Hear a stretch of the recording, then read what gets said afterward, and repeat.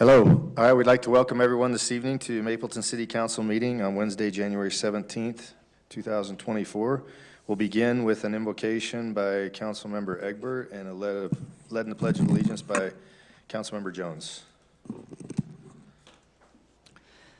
Our gracious Heavenly Father, we're thankful for the opportunity to live in such a beautiful community and enjoy the presence of our neighbors and those who create the wonderful feeling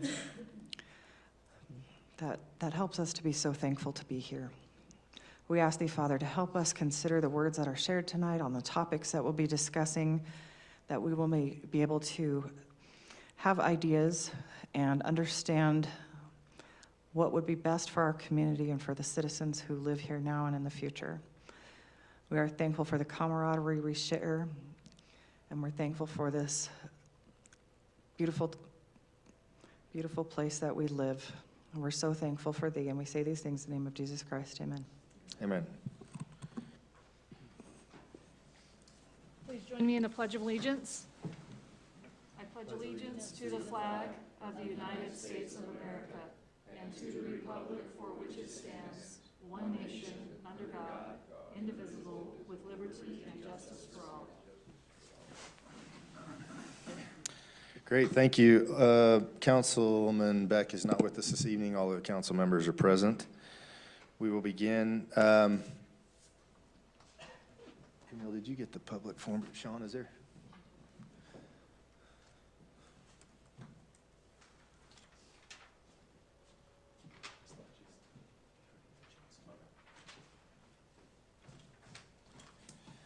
All right, the Leggy signed up, but they want to speak to the public hearing item, and so we'll let them do that when we, oh, you're good, you're good. It's not that critical.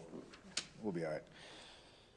We'll begin with our consent agenda. There's 3 items on the consent agenda, and look to the council for any questions you may have for Sean or Rob or Bryce. If you don't, we'll look for a motion and go to our public hearing item.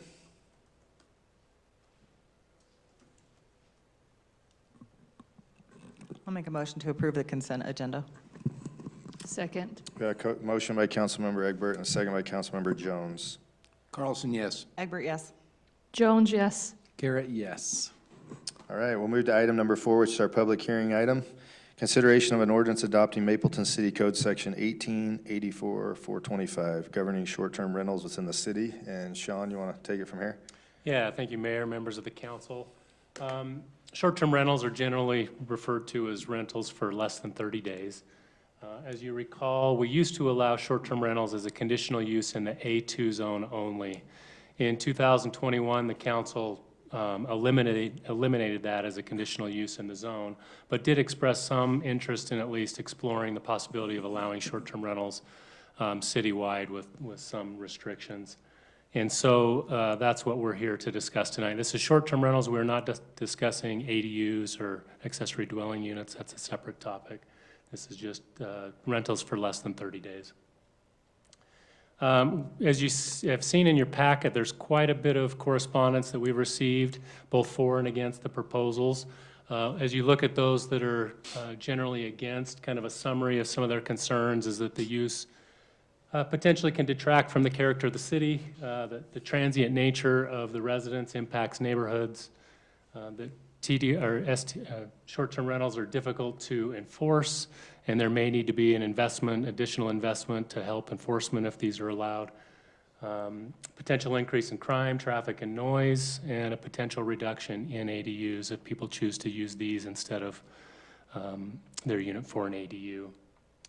As far as some arguments for why short-term rentals should be allowed that have been made in the correspondence, they include just basic property right issues, allowing additional sources of revenue to help with high home costs for owners, providing a needed service to people who do want to stay in the community, providing additional revenue to the city, and short-term rentals can often be better than long-term for property maintenance because somebody's there constantly preparing for the turnover that occurs.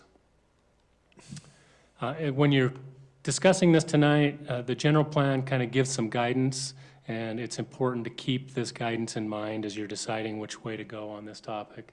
Goal 3 is to ensure that land uses are compatible And then the policy is to ensure that commercial uses in residential zones are incidental to the main use and do not negatively impact the quiet rural atmosphere of the area.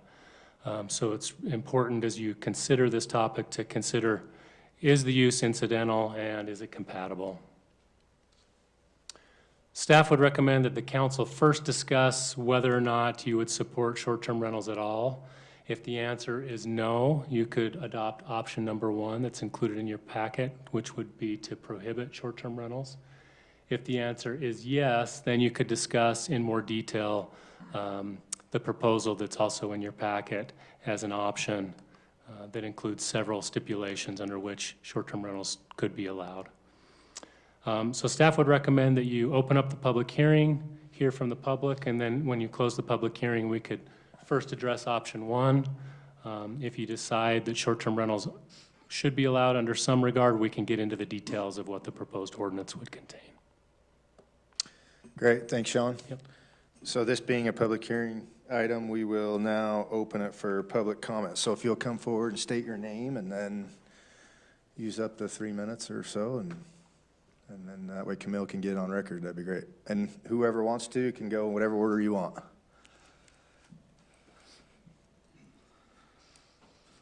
Good afternoon. Mike Boyer, recent resident move-in into Mapleton, Utah. I did provide a written submission for council's consideration, but I wanted to, I guess, highlight some of my concerns in banning short-term rentals, and also to outline, I think, what it would be a reasonable approach for the council to address the concerns that were raised both on the slide here as well as others that have been raised pertaining to short-term rentals. So I'm a military member that just moved back into the area after serving active duty for roughly 15 years. Coming back to the area, as I mentioned in my written submission, military service provides a lot of opportunities for family and for professional growth. What it does not provide is financial independence. And so coming back to the area and trying to get back here, my dad was the former mayor of Springville, passed away a couple years ago. So for us, it was an opportunity to come back from DC, to be near my mom, take care of her, and to be near extended family. As we were looking, obviously we were taken back, this was 1.5 years ago, we were taken back by the cost of homes. We ended up settling on the home that we got into, primarily because it had a basement apartment that the owner had the builder had specifically built with the intention of providing some supplemental income for the owner of that home. We've been able to take advantage of that, and that's been an a huge benefit to my family, providing about 1/3 of our monthly mortgage, covering that, and so it's been an extreme help. And so we would obviously be advocating, I think, where we see the city council going with this and some of the concerns that have been raised with short-term rentals. From the 2 options that have been proposed, we think that there has been a convergence of 2 ideas here. One is owner-occupied properties, and the other is non-owner-occupied properties. And I think when you've got non-owner-occupied properties, right, then there is a concern. There's a concern for the community of transients. There's the concern for renters not knowing the local ordinances and rules, and therefore you have noise issues and parking issues. You have the potential for party houses where people are coming there to large groups of people with no concern of the neighborhood. You have, obviously in Mapleton, you have unfair competition for hotels and motels that is not an issue in Mapleton that is raised in other areas. Obviously, we don't have that. And we have, the threat of or risk of accidents, say fire that could potentially damage neighboring homes, right? And if there's nobody there on the property to address these specific issues, then yes, non-owner occupied STRs create a major problem. However, all of these are alleviated when the owner is on the property. The owner has an interest to maintain peace and, avoid contention, hostility with their neighbors. We are here for the long haul. We're not going anywhere, right? So we're going to make sure if a tenant is not parking where they should be, that's for the owner to take care of, right? If there's any noise issues, that's going to be taken care of by the owner. And I would say, so when you go down that list, please make that distinction, because there is a big difference between owner-occupied and non-owner-occupied. And when you view those arguments against STRs, view which one of those pertains specifically to, right, the non-owner-occupied and the owner-occupied. And finally, I would just say that, from experience the last year and a half, we've had, 50 plus, guests come through from all over the world. Many of them are here visiting family and extended family. They don't have an option. It's either, students over at BYU, and they're looking to, they've got a young married couple that's just having their first kid, and they don't, they're looking for a place that they can stay a little bit extended and not be living out of a mini fridge in a hotel, right? And that's something that I believe that we can provide. It's a service that's being provided. I also believe it's a service that not only benefits us, but can benefit the city insofar as that it can create owner occupancy taxes and that revenue that can be used by the city to benefit the community. So I think it's a win-win situation when you have owner-occupied properties. I think that and that the problems that come with STRs are avoided when they have the owner there. Do you mind me asking, Mike? No. What division of the military you served in? Air Force, Oh, JAG that's Corps. awesome. Really? Yeah, Congratulations. And yeah, thank you. Thank you for your service. I appreciate We're happy that. to have you here. Yeah, So, thank you very much. anybody have any questions for Mike? Okay, thanks, Mike. Okay, thank you.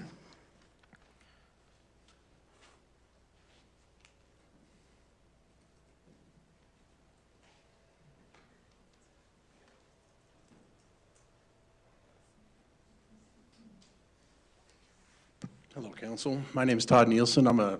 Just like this gentleman, I'm a recent move into Mapleton. I actually moved here 7 years ago. I'm a retired police officer. I moved here for the peace and quiet, just like most of the people that live here in Mapleton. I already have 2 event centers near my home. They shut off right at 10 o'clock. There's another house that has a similar situation as he does, right down the street from me, that's already had a party, that's already had people shooting out of their backyard, that's already had the police show up. That's an owner-occupied. As a police officer, I've responded to those calls. This is not a good idea. This will drive residents away from this city. This is an amazing city. I live here because I want to live here, because it's peaceful, because it's quiet, because of the rural nature of it. My favorite thing to do is sit down and talk with all the old farmers that still live here, and they tell me the stories about how Mapleton came about and why it's here. That's why I moved here. I moved from a big city that had this type of stuff going on. This is not a good idea. I empathize with his situation. Yes, housing is expensive. I have to pay for it too, just like everyone else. That's the reality. I also understand that it's going to cost us more in police. It's going to cost us more in EMS. I'm already paying more taxes than everybody else in this state because I want to live here. That's my choice. However, I don't want to pay more taxes because somebody else can't afford their home. And I'm sure you guys don't either. If they can't afford their home, I'm sorry, sir, appreciate your service and everything else, but move. There's plenty of other places around this area that you can still be close to your relatives and do your thing.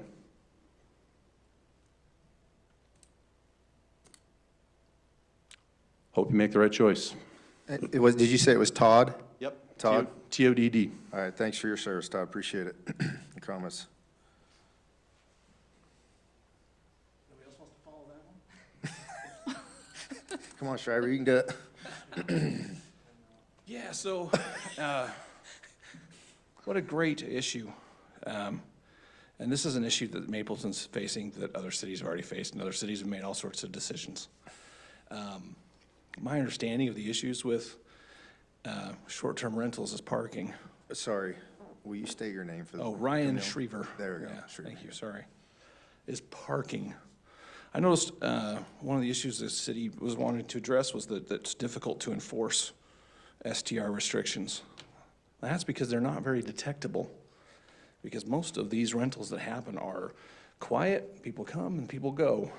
I don't know the situation with the shooting in the backyard, and I don't think that an event center is a comparable thing to a short-term rental.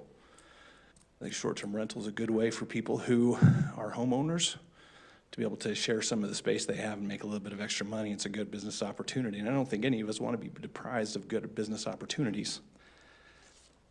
So parking ought to be the thing that we're thinking about. Are we making sure that there's adequate parking to keep people off this? When you get complaints, and some cities have code officers who go out and they try to enforce these things. But the only way you enforce it is if you get a complaint. And if you have parking, you don't get complaints.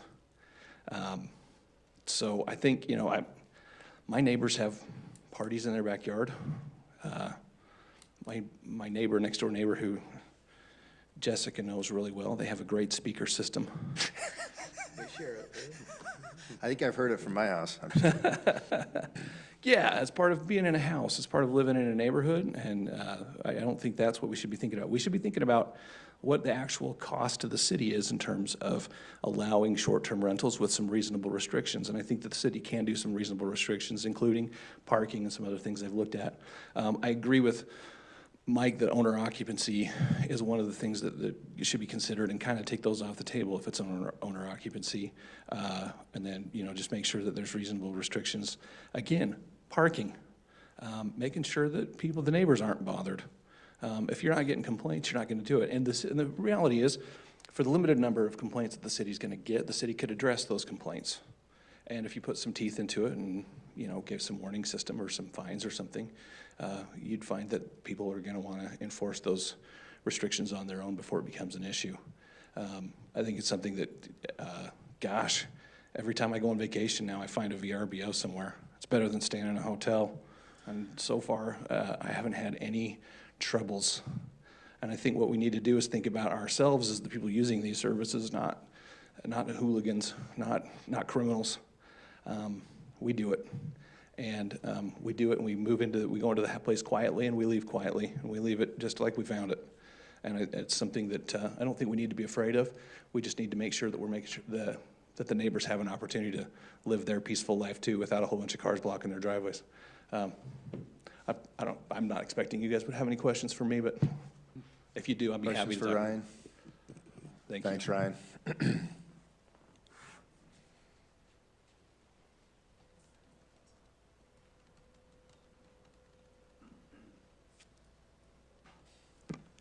John Legge, 1078 North, 1800 East. I'm the neighbor. I think I'm probably one of only a handful, maybe the only neighbor that's had a direct impact from Airbnb. I'm the neighbor that had the incident right next door to me where there was shooting in the backyard. There was individuals, well, let me back up a little bit. The neighbor in question, who lives directly to the south of me, had been told many times that we have covenants within our neighborhood that you can't do short-term rentals. Nonetheless, they still did short-term rentals. I had private conversations with him, reminding him about these short-term rentals. He still did the short-term rentals. What happened was they had a group of individuals come in that were at a shooting competition at the shooting range up the canyon. What these individuals did is they set up targets in the backyard as myself, my wife, our two grandsons were in our backyard, and we have a fence that's not a solid fence, so they could see us, we could see them, and they were shooting high-powered air guns or air rifles off of the deck at these targets that were in the back, some of which missed, hit trees, hit other objects, and these projectiles were being ricocheted around. So I called Mapleton PD. 3 officers showed up, shut them down. Later on during their stay, they had food trucks coming, blocking the streets and the driveway, cars all over the place. So yeah, and they had only rented this house out 3 times.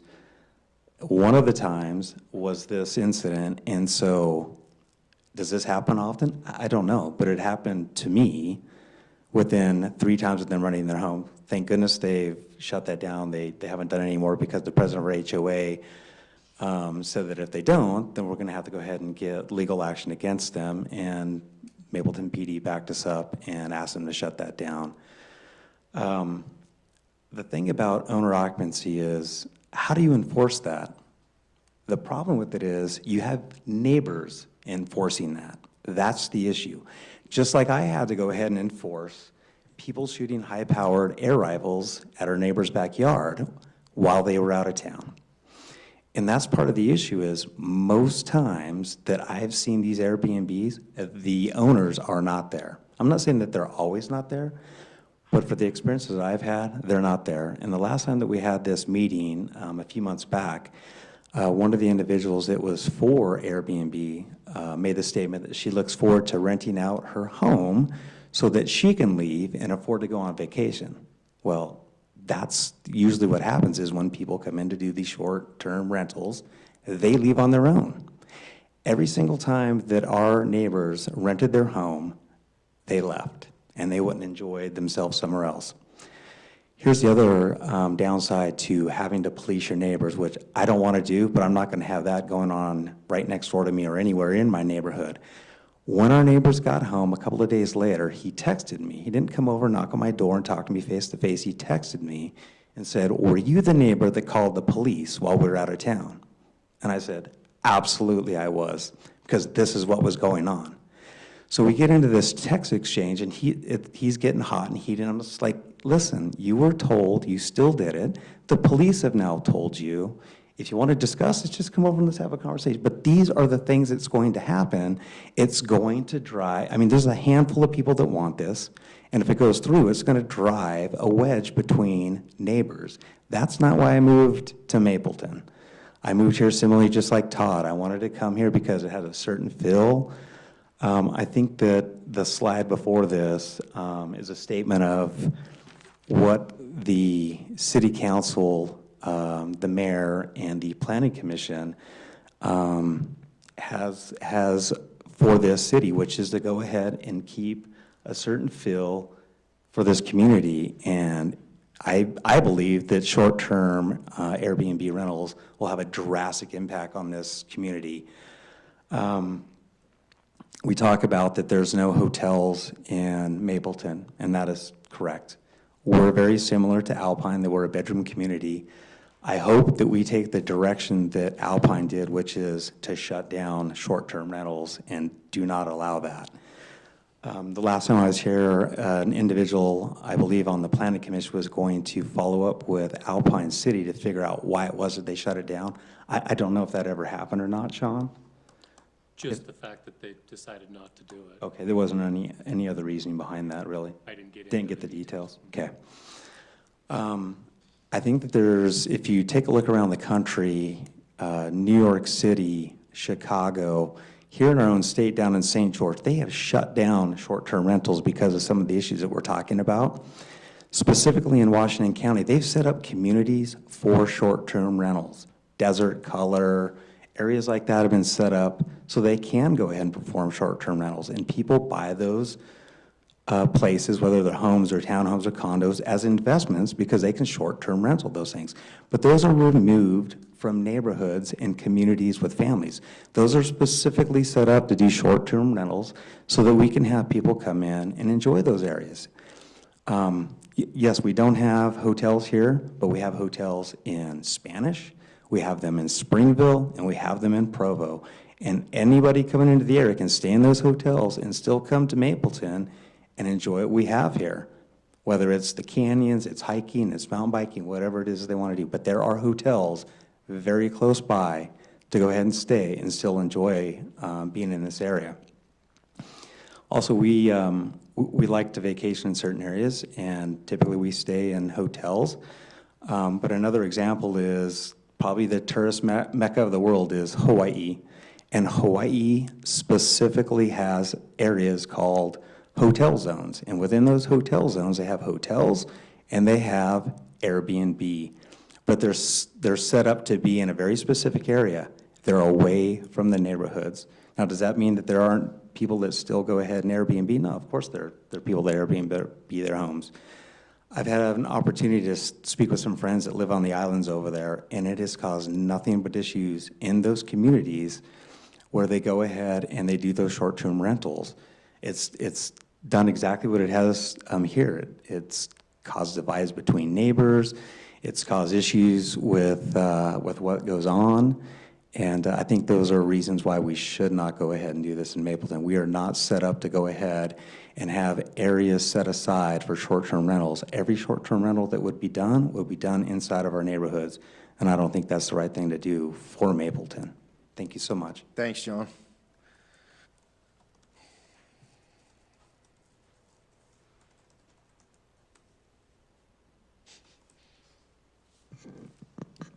Hi. You're going to need that microphone, Charlie. There Okay. you go. Have you thought about Wait, yaks? Charlie, will you state your name for the record, please? Charlie Hanna. A couple of things. Alpine has a lot more commercial than Mapleton. Second, my cousin Airbnb's his home in Hawaii, and he's never had a problem, and he's done it for about 3 years now. So, you know, some people have bad experiences, some people have good experiences. I live between 3 event centers, and the one closest to me, I'm sure Airbnb'd their place out all summer long. No two families stayed next door to me. That's the nice big place you all voted for a couple of years ago. No two families were the same that stayed next door to me all summer. It was very interesting. I don't have an Airbnb, and I don't know if I ever will or if I'll need to. My thought is the more, we've got to have some extra base for commercial, for restaurants, for that cute boutique that's going in. We're very excited about that. I've heard a lot of talk about a nice, really up-class development, strip mall-y type place that might be coming in down by the gas station that would have some interesting things in it. We need people that want to go to these places. The only restaurant that we've had closed and became an insurance office. Now, an insurance office is nice, but it would also be nice to have enough of a commercial base, people going to a commercial base to have a couple of nice places to eat, a few more boutiques so that the one we have will have company and do well. If you have one, it does not do well. If you have multiples of something commercial, it does much better. Competition brings more people.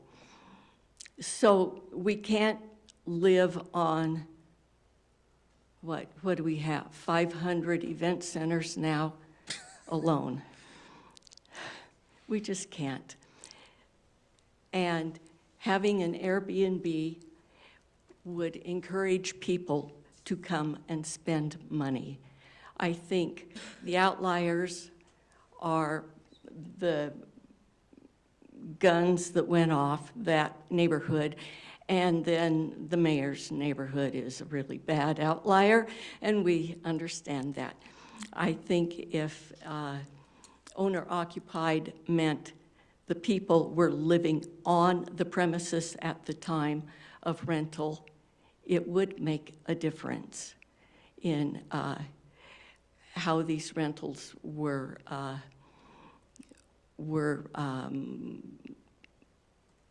done. So I see this as a commercial opportunity, since we don't have a lot of commercial, and we have got to have commercial. We have to have more commercial in order to stay alive. And so this would bring more interest into the city as far as spending money. Also, Airbnbs pay taxes directly to the city, as I understand it. And sometimes our long-term rentals go under the radar and don't bring tax money in. Okay, thanks, Charlie. Okay.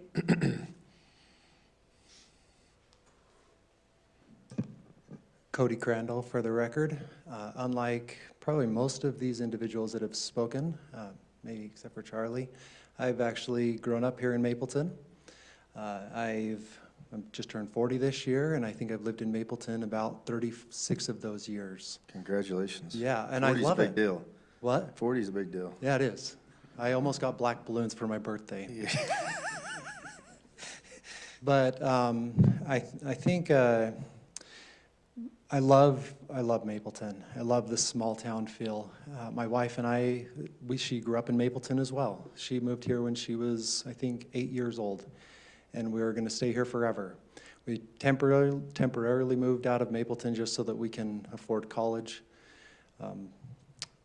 But we're back, and we're here for good.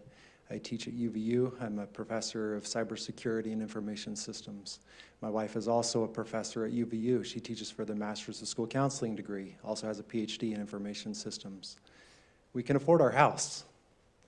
We can definitely afford our house, but we also have a basement in our house that was being unused by us. And we decided, you know what, why not let other people come and stay with us and have that area used. And we love it. We haven't had any issues. We've had it for over a year and a half now. And we've had people staying with us. And there's people that they show their pictures as they sign up to come stay with us. And there's been some individuals that were like, I don't know if we'd feel comfortable having that person. And we just tell them no, or sorry, it's booked that day. But there's nothing that scares me about any of the individuals that we've ever had stay. We haven't had any issues with it. And we've only done it for a year, and I've had friends that have done it for several years here in Mapleton. It's not gonna bring the gun shooters. Those are definitely the outliers. I mean, you'll have crazies anywhere, and they might not even be Airbnb and VRBO. They could be a long-term rental, right? And they could bring guns, just like these individuals that we're mentioning. So I'm supporting the idea of having temporary rentals just because it's nice to be able to have that extra income for fun. But it's not that we're trying to go on a vacation to get a little extra money to have someone stay in our house so we can go out, right? And not only that, but I do think the owner-occupied idea is a huge point. There's no way that I think that our house would be the way it is and being kept the way it is if we were out and letting somebody stay in our house. We know it would be destroyed probably. I don't know. But I'm there. Hey, it's loud downstairs. It's 10 o'clock. I tell the people downstairs you need to turn off the music and everything. So when I'm there, it's not loud and it's not crazy and it keeps the community quiet. And that's what I even put on my posting. Quiet community Mapleton, modern basement apartment. And they love it, and we've had plenty of people stay there. So I'm not an elegant speaker like any of these people, but I appreciate the opportunity to have my basement rented. Thanks, Cody.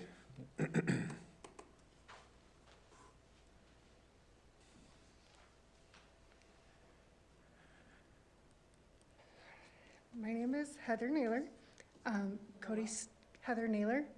Cody stole my line. I'm not as eloquent either, so forgive me. Just so you know, Heather, no, I'm not either, so Okay, it's all good. good. Just say it the way That you makes see it. me feel Yeah, better. for sure.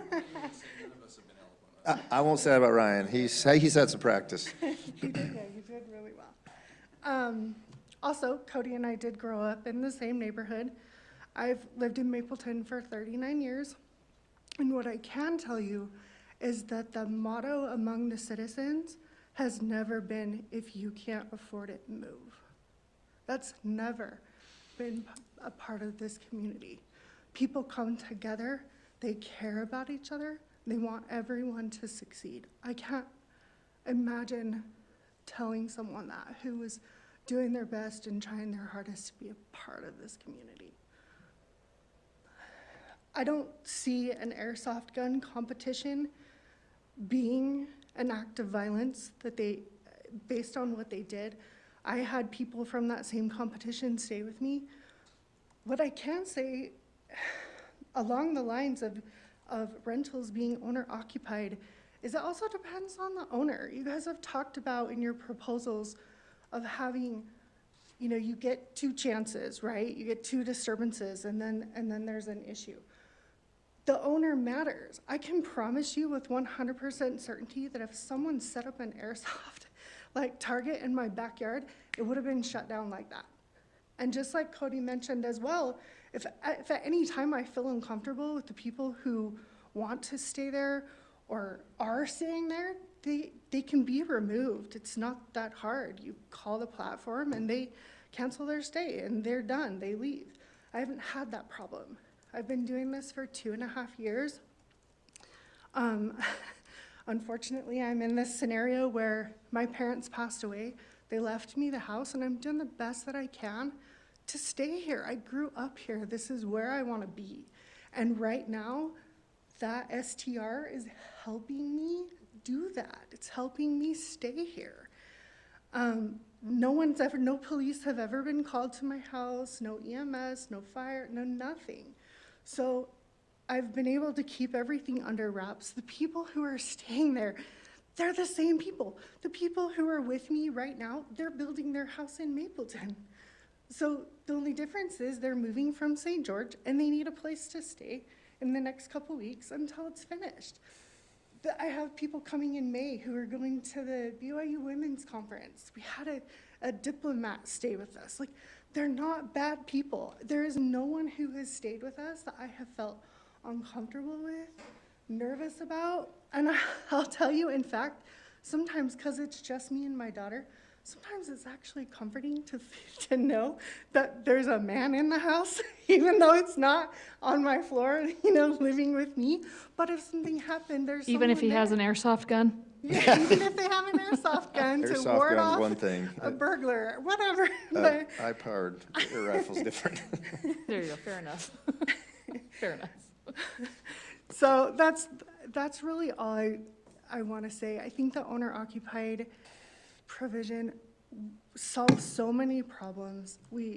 I think we have good people here who want to do the right thing. And the people who are coming here, they're good people too. So, Thanks, Heather. thank you.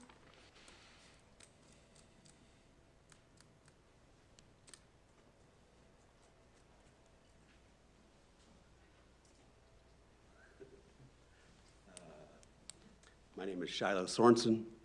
I live in the north side. I own a business in Mapleton.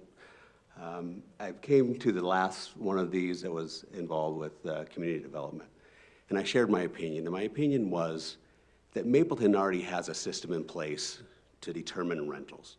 And I know you didn't want to talk about the owner occupancy and the long-term rental thing, but you have to have a permit to have a long-term rental. You have to have an inspection to have a long-term rental. You have to have parking to have a long-term rental. You have to have all those things to have a long-term rental, which are the same things you need or should need to have a short-term rental. You got to have some regulations involved.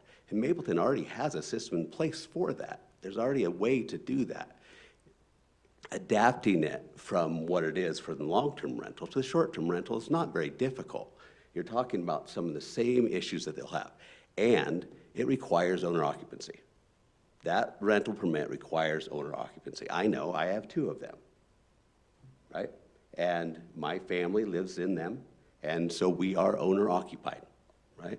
And it's a requirement of the long-term rental that should be the same requirement for the short-term rental. And that is a privilege that Mapleton can give you that they can also take away, is that accessory apartment permit. And so I think that utilizing the platform you already have in place to do the inspections, to make sure there's parking, to make sure there's adequate fire safety, to make sure there's adequate access, to make sure that someone's not renting a 2-bedroom to 16 people, but someone that has 8 bedrooms could rent to 16 people, right? To make it so that it's regulated. It's not a free-for-all. It's not here we go, woohoo, this is the Wild West. We looked at it with knowledge, with research, and with the systems we already have in place, and we made an educated decision based on what was right. And I think that Mapleton's already 3/4 of the way there. You've already set that precedent to change that from a long-term to a short-term and have a permit in place and have those things. Now, I'm sorry, because those of you that haven't had that permit, it costs money. Yeah. I was gonna say, are you proposing the permit costs and everything like long-term? Well, it costs money. Is that what you're saying, Shiloh? I mean, I think that if you have that ability to have a business in your home, why not? Now, it costs less money than the first time I did it, much less. I think it was $5,000 the first time I got a You're welcome. permit. What is it now? It's not much more, is it? $125. It was $5,000. Now it's $125. Yeah. Right? It's changed, right? They don't give me my money back, by the way. So, but there is a system in place, and I believe that's the right system in place to go after this. There's no, it shouldn't be so cut and dried that this is we can do long-term rentals or we can do nothing. That doesn't seem like a fair thing for property rights. People that need to have extra income for their family, people that have extra space. How many, I'm one, how many people in this city built a home or bought a home when they had 5 or 6 children at home, and now their 5 or 6 children have moved away, right? We have these large homes that have extra occupancy available in them. We are owner occupied, we are there. These are our neighbors, these are in our neighborhoods, right? I'll tell you the loudest party that's gonna be at my house, I'm throwing for myself. If anyone else is as loud as me in my house, I'm shutting them down. Because I have that right, I'm the property owner. But I believe that there's a good way to do this, and I think there's the right way to do this. I think that the option 1, and I don't know what the proposals are on option 2, but I believe that there's a gray area or there's a middle ground here that would serve the community, serve some commercial revenue, right? I mean, as one of the few businesses in Mapleton, I'm thinking, I gathered X amount of sales tax. I know Mapleton got that part of sales tax, but we know we don't have very little commercial in this city. It's not a bad thing. It's not a bad thing to have it. It's not a bad thing for these property owners that want it. Owner occupancy is the key, and I think also the long-term accessory apartment process is the way. Thank you. Thanks, Shiloh.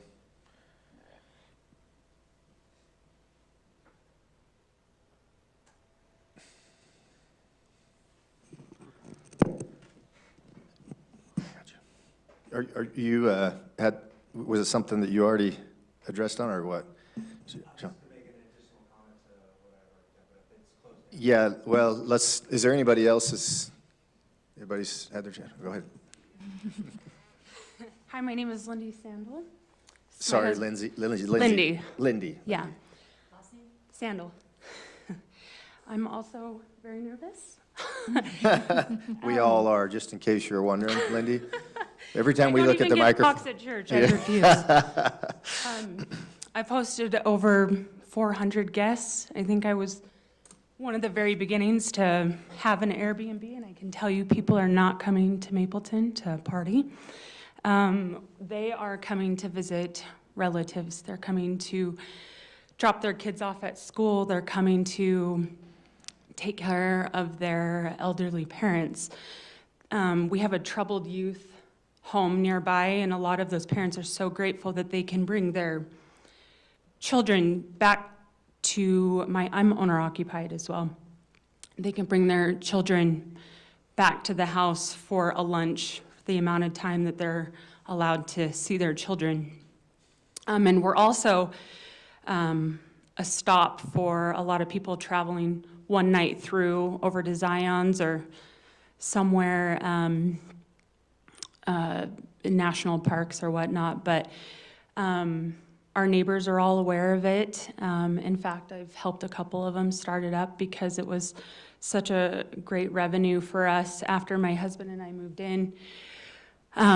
We bought a large home and it was just the two of us, and we have 5 children and finances get tight, and it's been great for us to have that extra income for our children. But I want to just state on the fact that I do ask my guests why they're coming to Mapleton to get a good feeling of, like you said, it's if you're having a bad feeling of a guest coming or they have a weird reason why they're coming to Mapleton, I don't accept the request for them to stay with us. So, but again, a lot of them are staying to visit family in Mapleton. They grew up in Mapleton, and they don't necessarily have enough space in their the home they grew up in, and they're staying with us, and we're close to their relatives. So I would say a good majority of them are one-night stays passing through or a week visiting family. Yeah, that's all I have to say, I guess. Thanks, Lindy.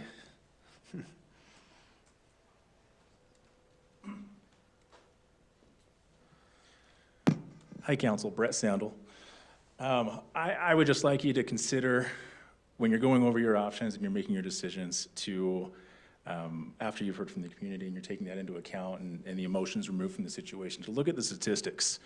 As you know, being a business owner, for every 10 things, every 10 customers that will praise your company or what you've done, you're only going to hear from that one bad one. You're only going to hear from the one that had a terrible experience. And not to make laugh, I know we've had a few giggles and laughs about the airsoft. I'm with them. I would be ticked to high heaven if that happens. For the record, it wasn't airsoft, it's high-powered air rifles that move Yeah. 700 feet per second. They're not airsoft. Yeah. Okay, I know. That- I'm, The comments I was gonna make, it's all funny, and we can giggle about it. Sure. But if one of those pieces of shrapnel hit my 4-year-old Yeah. cousin in the head, Sure. I'm agreeing Sure. with you. Yeah, I'm he's, agreeing with you. I just Oh. said, I don't know if you heard what I said. I wouldn't make laugh. no, I think, I agree. You're right, there was some What I laughs, said. John, I agree. So I And think you I know exactly what you're misunderstood me. talking about, because those things are no joke. It's a rifle. And someone say it airsoft because they may not understand the difference, totally fine. Terminology. I get it. No. But It's not like the old regardless school. of that, It's- I mean, I'm up here telling you, I agree with everything you did. I would have called the police. I would have done everything that they did. I would have been right over there stopping it. Having said that, in my ward, there's probably 4 or 5 Airbnbs. I could tell you, I don't even know how many, 500, 600 stays over the years. I've never seen the police over there for that. I've never seen anything in that neighborhood. So I just ask you to compare apples to apples. Learn what you can from Alpine, learn what you can from New York. We're not Hawaii, we're not New York City. And so when you're making comparisons, make the comparisons appropriately.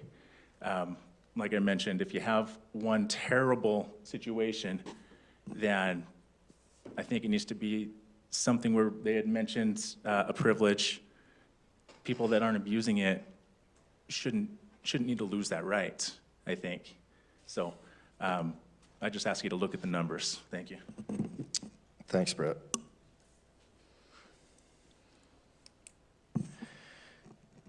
All right, if there are no others, then we can close that. That way you can close the public hearing and turn it back to the council for questions or comments, or does anybody have any comments right off the bat or questions that Sean can answer, clarifications? Anybody want to start? Yeah, to make it fair for everyone, to not have everyone come back up, let's hold on that for a second, John, if we can. Yeah, that'd be great. Anybody have any initial comments? I do, I guess, if. Yeah, what is I was letting somebody else go through. I lived here in town, I guess, pushing 30 years. I like Mapleton. It's been a good home. It's a great place. I think we all came here because we love the city. We love the feel. It's different. It's a bedroom community. I also have an accessory apartment in my house. I have had for probably well over 10 years. I paid the $5,000 to get it. It's been wonderful. It's been wonderful people have been there. I would say that there's probably 8 or 9 other accessory apartments in our neighborhood, and they have all been good people. And I think that that's probably a good way to go if you need a little extra income, is the accessory apartment route. I also think that we have a vision, or, you know, in Mapleton that we want to have. We've gone to a lot of people. We've had an open discussion about what we think Mapleton should be. And as far as this discussion is concerned, I think about the litmus test. Does this make our neighborhoods better? And as I think about it, I don't know that it does. So I don't know that I really support it. Thanks, Reed.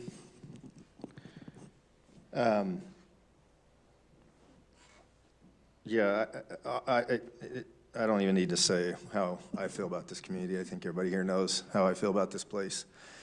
And I think I'm the only one in the city that lives by one that has a CUP, is that right? Mm-hmm. And I don't know how long it's been there for now, 2 or 3 years or so. So I've seen hundreds of people probably in and out of there. It seems like. Does that bother me as much? It doesn't per se bother me, and maybe it's because I'm not home a lot. I mean, obviously we have great people here. I know some of you personally, and some of you I don't. And I'm sure that I have no doubt that Cody does a great job of managing his people at his house, and what goes on there is in ship shape, and Shiloh as well, and Lindy and Brett, same thing. And I have no doubt that you guys lay down the law at your house and it's in order and doesn't, you know, bother the neighbors or whatnot.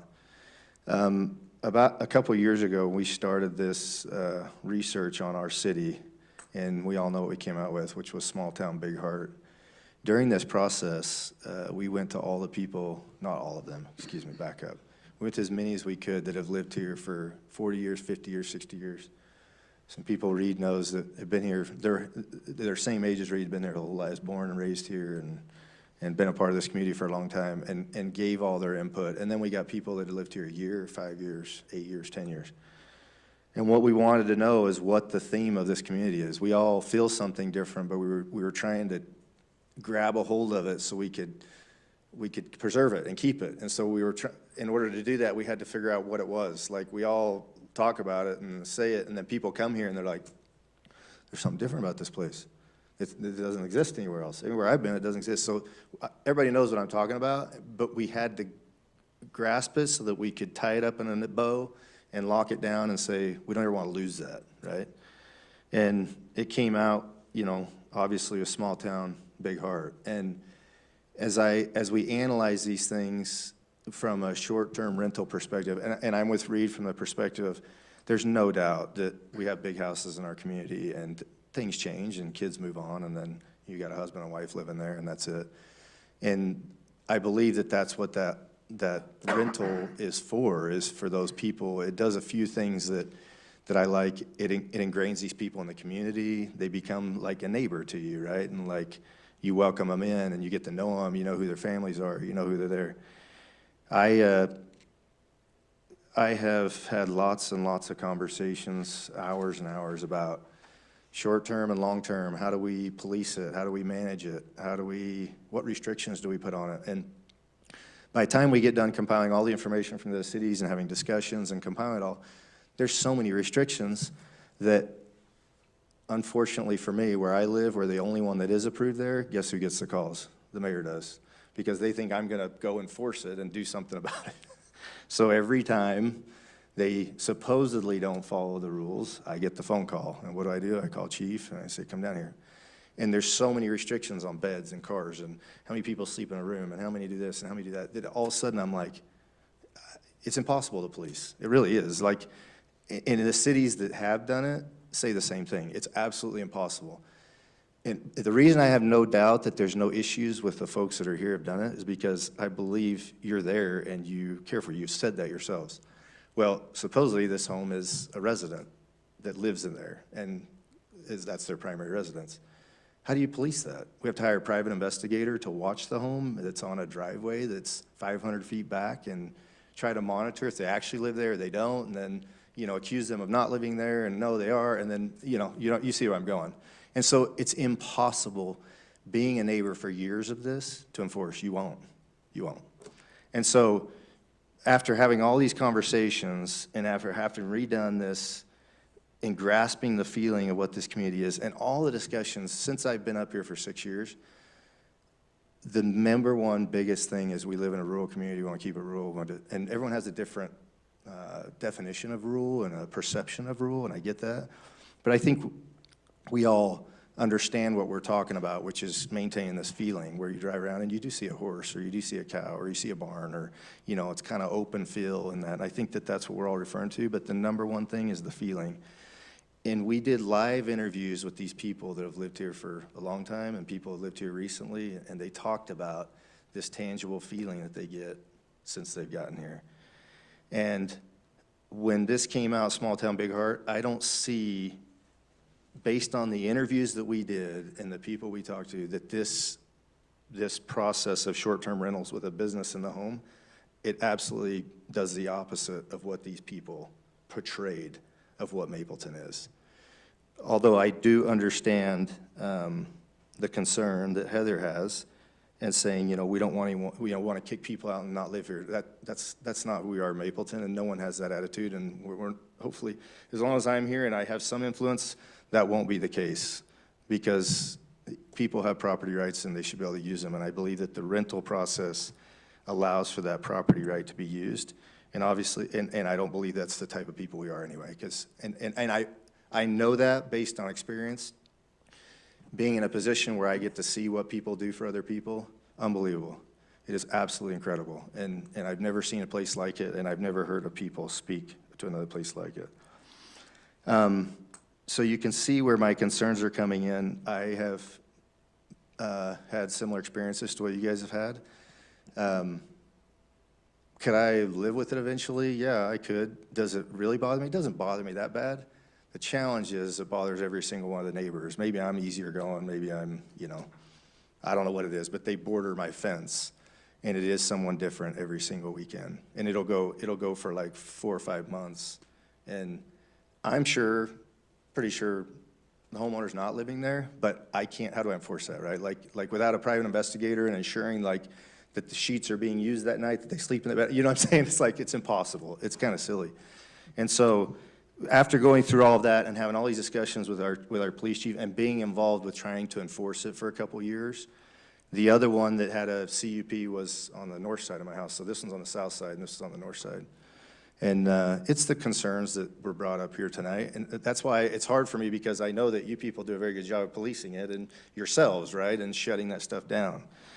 And so it's almost like going through a business process of trying to vet, well, who's good enough to run a business and who's not. And we'll give the permit to those that can run a business. The ones that don't care and want to leave their house and don't run a business good will take their permit. Like, right? It's almost impossible to do and enforce. And so let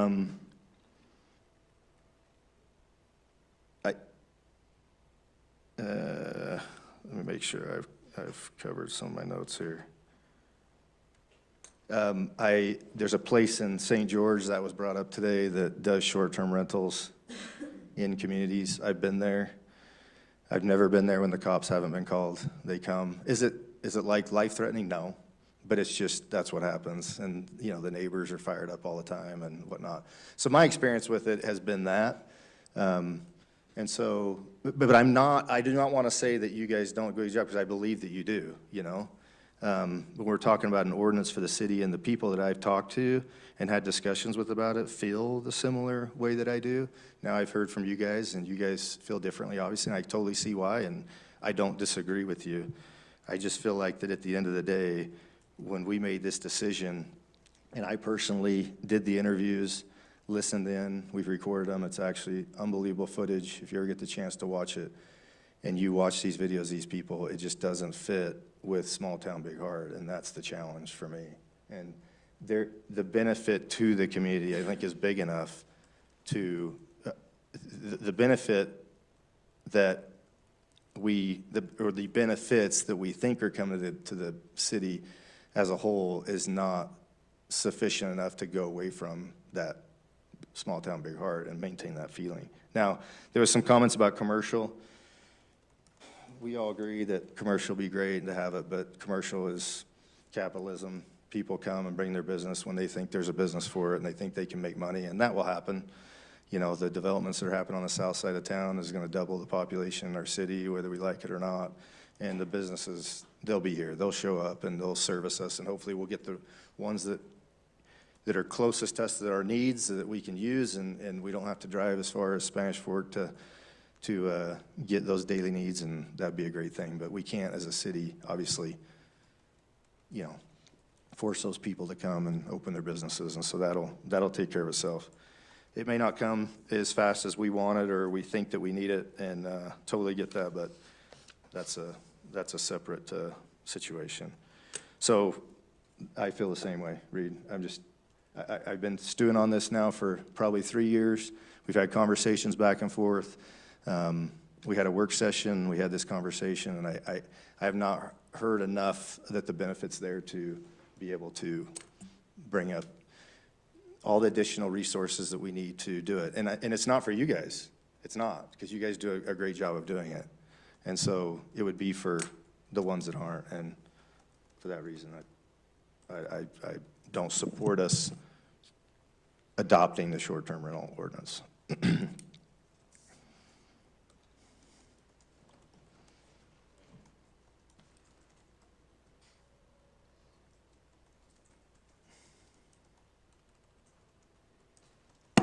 Any other comments? So many comments.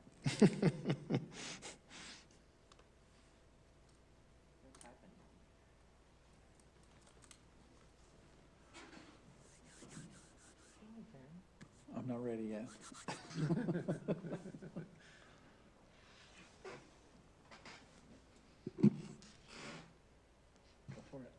You looking at me? Great, I'll take it on.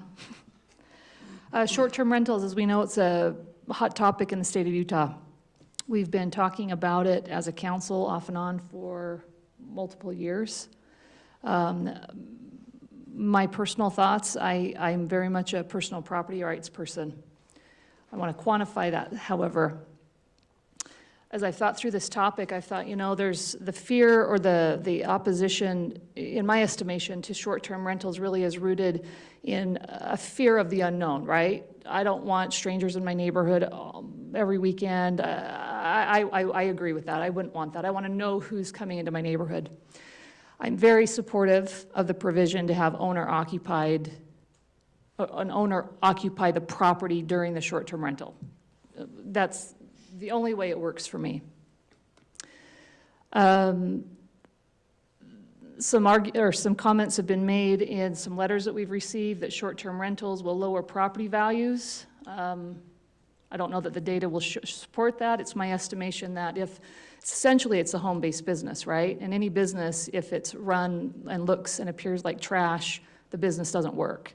So I would contend that it actually does the opposite. There are plenty of owner-occupied properties in the city of Mapleton that don't look very good, that actually do have an impact on a neighboring property value. The reality is there are a few bad actors in a population. I think the population of short-term rentals in Mapleton is relatively small. And there are a few bad actors that unfortunately drive the conversation and impact people have an impact.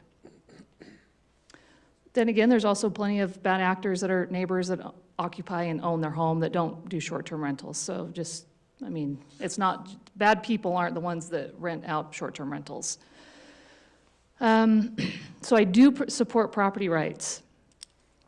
Today, there are not very many users. That doesn't mean that's not going to change, right? As the pressures on housing change, I know that the revenue from a short-term rental is way more attractive than the revenue from a long-term rental. Both of them are great supplemental income sources. Short-term rentals can be a little better return.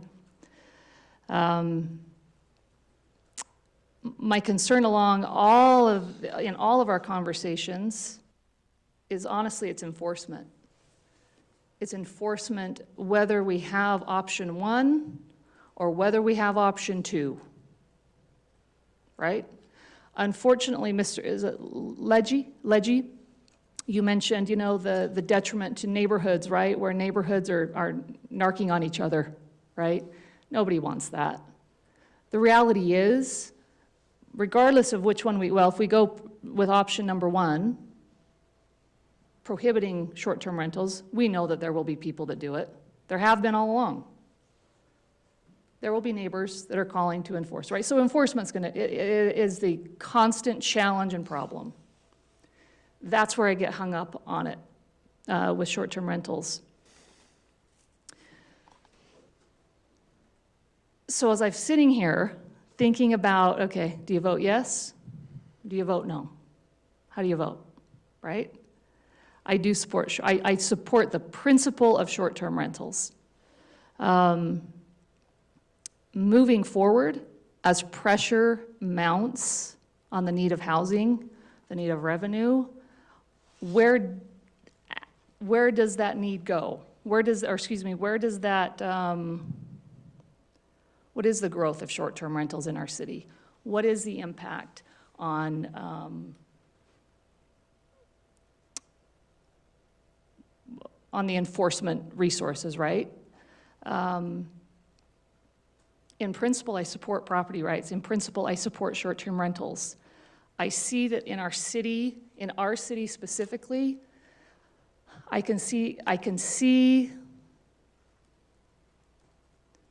I'm like, which way do I vote, right? I can make an argument either way. I'm not passionate either way. In principle, I'm a yes, but when it comes to our city and seeing those are terrible experiences, right? That you've shared. I believe that's an anomaly, but it's real. It's very real. Does it make our neighborhoods better? Probably not. Does it make our neighborhoods worse? Probably not. I can't make an argument either way on that one, to be honest. So right now I'm speechless after all of that. I'm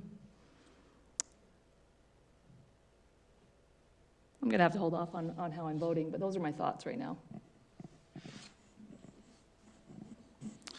Okay, I'll chime in. I've also been studying this for a long time. Sean and I first brought this subject up many years ago and kind of toyed with some ideas, some thoughts, how short-term rentals fits in Mapleton. So back then I decided that I would start doing some study, and I reached out to a lot of people over the years. Excuse me. I've studied dozens of other cities around the country and around the state and what they've done and how they've handled short-term rentals. So I feel like I've got a pretty good handle on what everybody else does and how it works in other cities and how it doesn't work in other cities, and the issues that come up with short-term rentals and the complexities, and as well as the benefits that come from short-term rentals.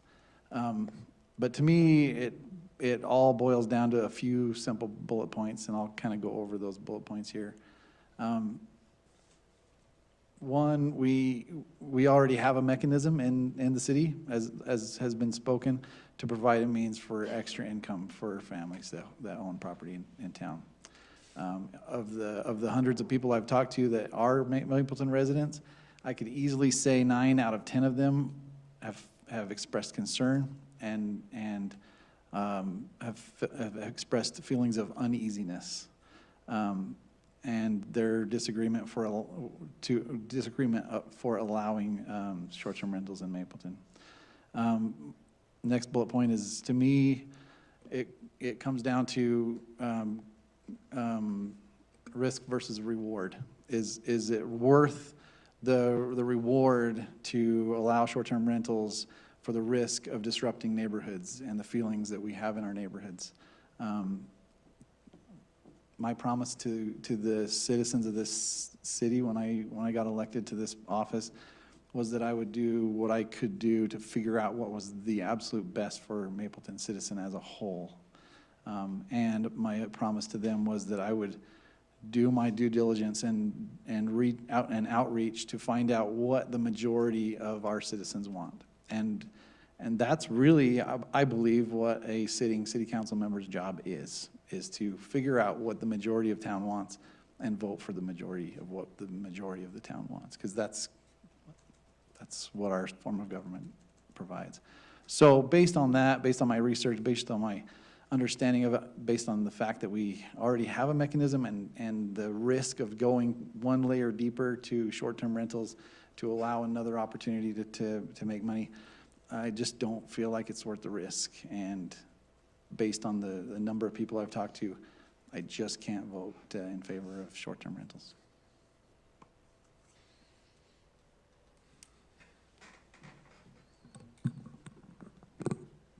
This has been a really tough one, obviously, for most of us. We have been looking at this for years, and part of that is because of the preponderance of short-term rentals in the United States, right? The issue is not the same as it was 20 years ago when we didn't have to cross this path, and that's one of the reasons we pulled it out of the conditional use permit, because things that were written a long time ago aren't necessarily relevant as the world changes. And so we have had a lot of opportunity to research this, look at the data, look at where it's worked, where it hasn't worked, what aspects have worked and haven't worked. Unfortunately, a lot of that data has yielded there isn't a silver bullet in communities. There isn't a one true way to enforce. In fact, I spoke with no fewer than 5 cities today, and it was policing by neighbors. That's how it is. There's really no way to do that, and that's a hard thing to legislate. You don't want to create laws that require policing by neighbors. That's not good for a community or a culture. It's putting something on the books that you can't enforce is not good policy. I am equally as torn as Councilmember Jones, because on one hand, I support property rights. I support someone being able to do with their property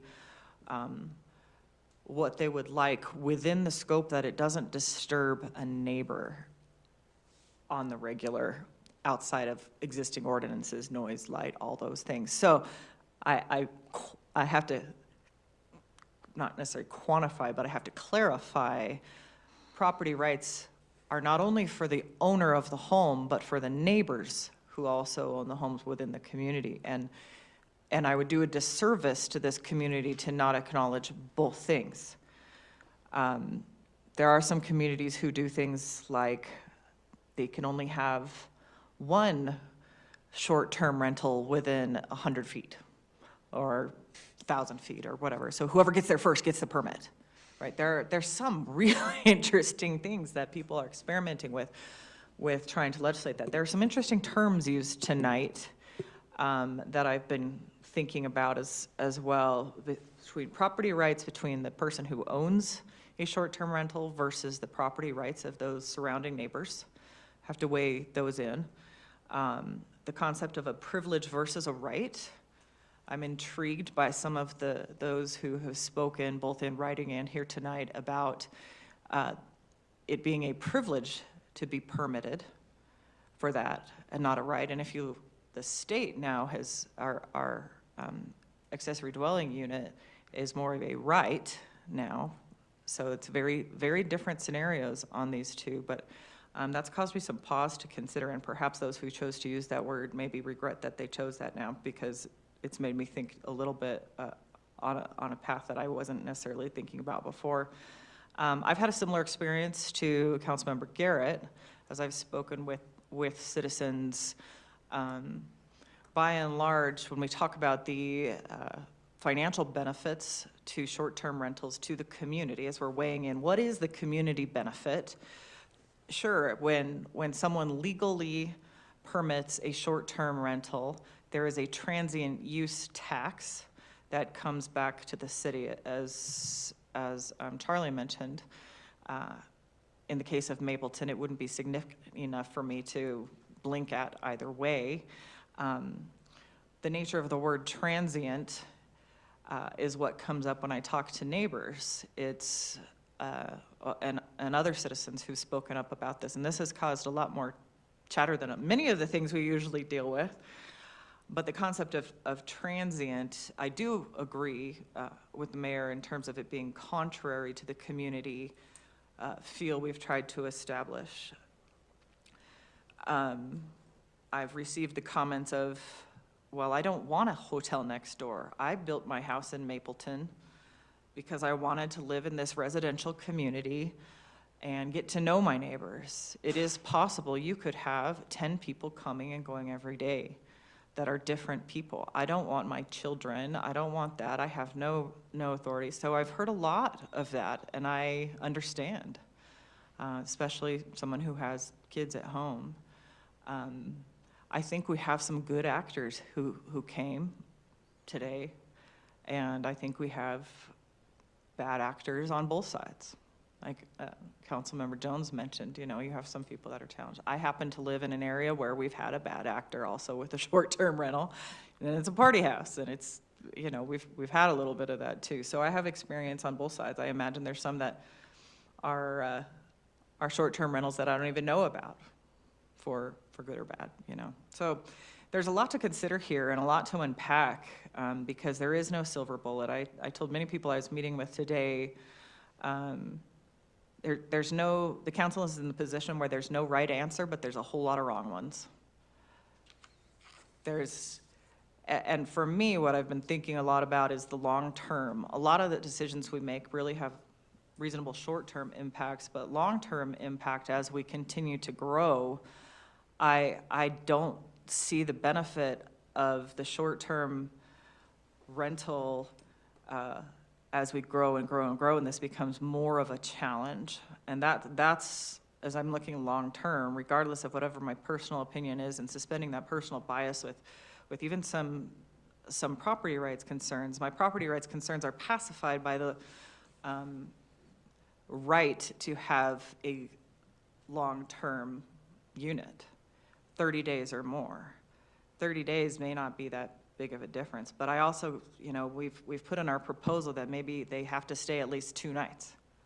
Well, why bother with that too? Like, you know, there's a lot of things that you can't enforce. And so my long-term perspective is we have plenty of people who have homes that are large.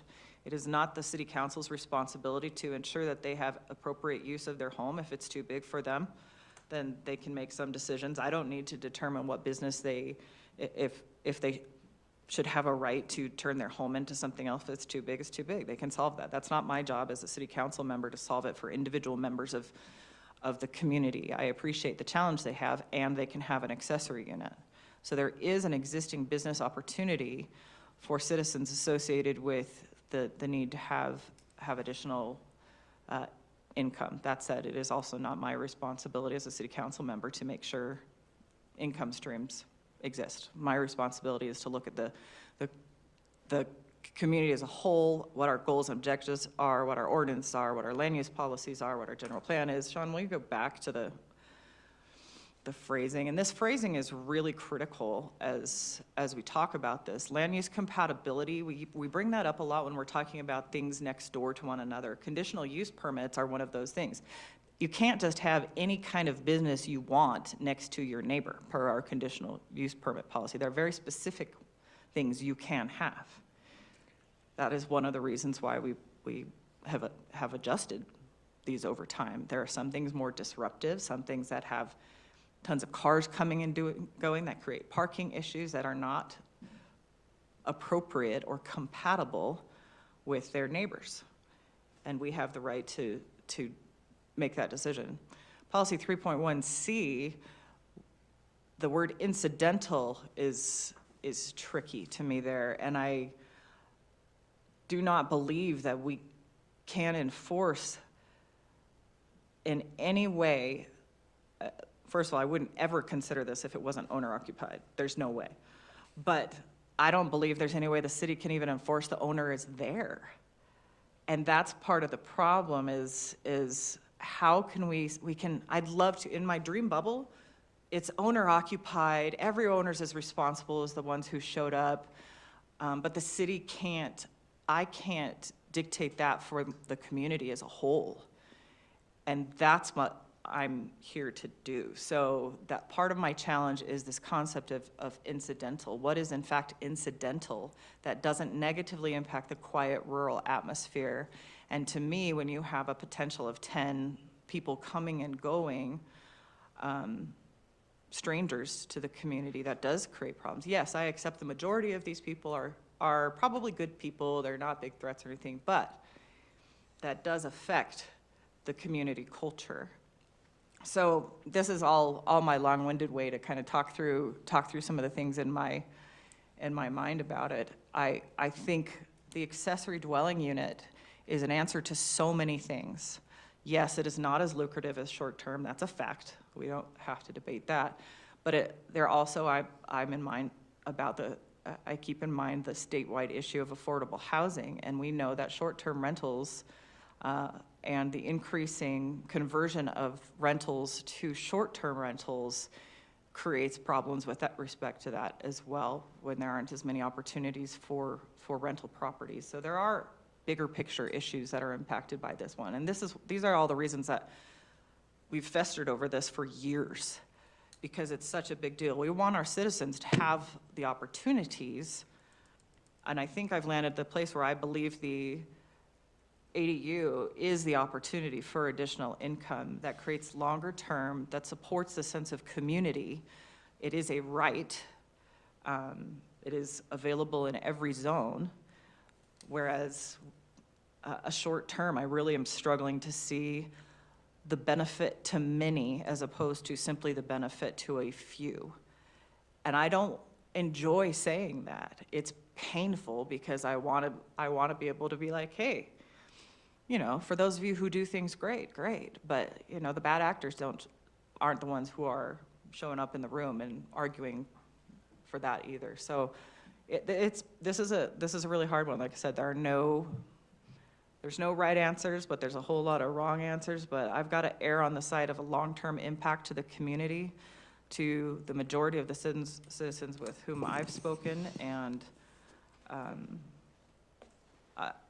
it may be something that we look at down the road, but I don't see the benefit to the great majority for allowing short-term rentals.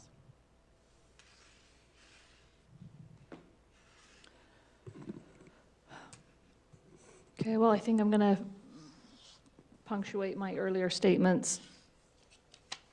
And you're right, Councilmember Egbert, there's no silver bullet answer, right? As I look here at this community development permit activity that we got from Sean, just some stats for today, or for this year compared to previous years. Our average accessory apartment applications is about 10.5 per year. That's average. I suspect our short-term rentals in this city might be comparable to that, might be a little bit more. Look what happened in 2023. Yep, 2023, that bumped up, but our average per year is 10.5. 2023, there are 22 accessory apartments. Those numbers will go up, there's no doubt about that. I'm sitting here thinking, you gotta go with your gut, right? I gotta go home and look at myself in the mirror and know what I did. And I'm a property rights gal, I am. I think the arguments on both sides, this is probably the single biggest topic in my 4 years on a council that I've wrestled with probably the most, right? I'm not caught speechless very often. No. This council can attest to that. So I'm going to vote yes because of that commitment to property right. I've got to go with that. So that's where I'm going to come out on this issue. that a motion? Do we have a motion? Does somebody want to make a motion? Yes to which one? Two options. I'm in support of them. I am in support of them. Well, the second, There's two options. yeah, of- clarification, let's the see. So let's second see. option, the conversation we're having is yes, we support having them, or no, and then if yes, we support having them, under what conditions do we have them? Right. We also have to So- move to adopt an ordinance. That's and right, then that's choose- right. And then choose option A. Yeah, so it's a little more technical than that, but Yeah. I So yes, I support having them. talk through what would be your conditions. Well, I'm pulling this up here. Because there are some things that I just think are silly and unenforceable. There's some things that I'm like, I think the enforcement, without a doubt, whether you have them or you don't have them, enforcement is going to be a challenge, and enforcement is going to come down on neighbors policing it, right? No matter what, the bad actors on either. Because if you say you're not going to have them, there will be short-term rentals in this city. That's human nature. There will be. And there might be people that come and do it, and they have bad actors and bad occupants that will get the police called on them. So, I'll say one more thing about property rights. So I have a business partner who lives in Houston, Texas. We do a lot of work in Houston and been a state senator for over 20 years. And inside the jurisdiction of Houston City, there's no zoning because they believe the property rights are you shouldn't be told anything you can't do on your property. So if you wanted to build a 4-story hotel in the middle of a neighborhood, go for it. But your business probably isn't going to succeed, right? And so they've been able to self-police that essentially, and that's how they do it. And all of those guys say that we're all crazy because we have zoning. And so they say, well, you guys encroach on everybody's property rights because you created zoning. And then every city goes to the extent of creating 15 commercial zones like Springville has, and then 15 residential zones, and then restricting every little thing about every zone to keep it in there, and what can be, what can't be, what needs conditional use permit, what doesn't. And so they think that we're silly and we encroach on people's property rights. So you can see this broad spectrum of property rights. Anybody that knows me knows I'm all about property rights. I don't want anybody coming to tell me what I can or can't do on my property. There's no question. The experience that I've had from an enforcement side in this city with our policemen and people where it actually exists, I'm just telling you, and it's hard because the people that are here tonight do a great job. And so it's like, Right. if they were just doing it the way they're doing it, and no one's saying anything, like they're doing a great job and they enforce it, we also have it the other way. And so the benefit to the community as a whole, and this is I'm gonna give you my opinion about this. When I go visit people, whether they're family or friends, anywhere in Texas or North Carolina or South Carolina or West California, whatever, I believe that the reason that these people don't feel there what we feel here, one of the big reasons is because I know who my neighbors are. Like, I go to their houses and I'm like, hey, who lives next door? He's like, I don't know. I'm like, hold on a second. You don't know who lives next door? You've lived here for 8 years. That's so weird to me, you know? But it's true. It's in the neighborhood. They just don't really know each other, and I think that that's a big part of it.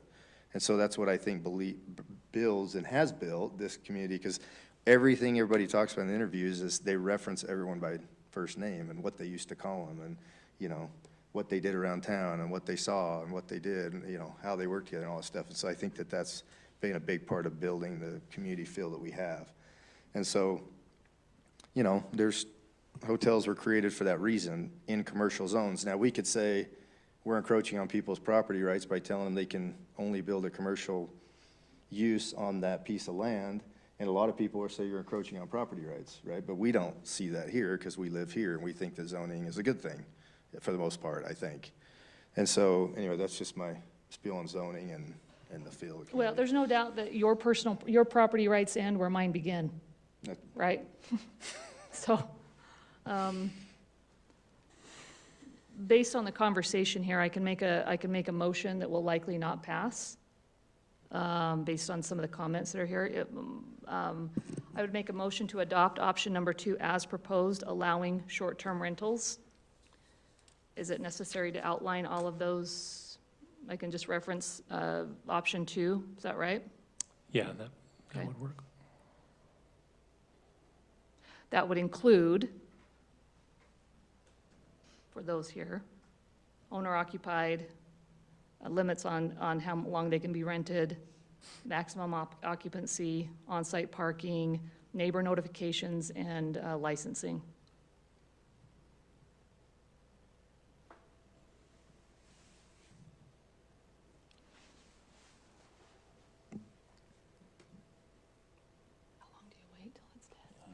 We have a motion by Councilmember Jones. Do we have anybody that second it or with another motion?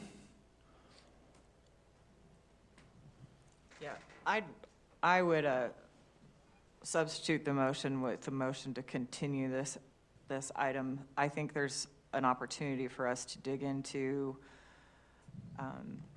some of the provisions. I also want to consider some of the feedback from Planning Commission, which was different than staff's original recommendation as well, with looking to extend the access. There's some information I would recommend digging in there.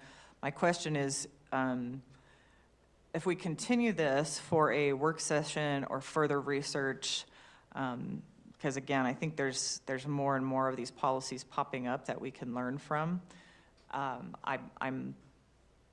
I'm very interested in making the right decision for the community, and I'm not sure that I have all that information. I still don't believe there's any such thing as a silver bullet out there. I've talked to so many cities that, again, none of them have enforcement down. You just can't. But they have very, very different rules, and many of them have only enacted these things recently, so they don't have the data to show what is actually effective. I don't feel a phenomenal sense of urgency. While the legislature is looking at a short-term rentals bill this year, they did last year, it's the same one it's gone down. I don't feel an overwhelming sense of urgency to preempt that right now. So I'm more inclined to really look at a few other items I have specific questions about. So I have a substitute motion, which would be to continue the item pending further research. But the question is, since we do a public hearing now, do we do a public hearing again? I think this is it, right? Okay. Kind of depend on what you do here. If you don't put a date That's on my it, we would question. probably do a public hearing again. If you put a date on it so that they know when to come back, then we could look at that. Yeah, the public hearing portion, it's really up to you. The law requires you to have a public hearing. You've held it. But it's really up to you. If the ordinance changed drastically, you probably should have another public hearing. If you just come back and have the same discussion over the same Yeah. information, you would not need to have an additional one. It's really, Yeah. it's I don't it's at perceive your this discretion. substantially different than two items, other than the second option to allow would potentially have different conditions or altered conditions based on the feedback and best practices that we gather over a longer period of time. But I don't have a particular timeline in mind. For me personally, I would. Are there conditions specific that that are in question? Well, like we have the 2-day thing in there. We can't enforce that, and plus we're hearing, if we're gonna have it, these are people who, there's people passing through. I'm not inclined to create penalties for things that don't matter. So I wanna look at the 2-day thing.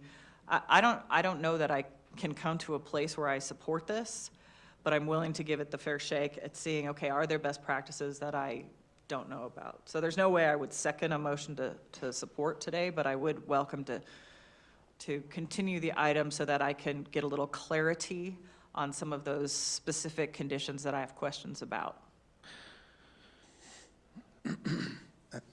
This having been a topic for 3 years now, or 4 years, I know how many hours you've spent talking to people, Jessica.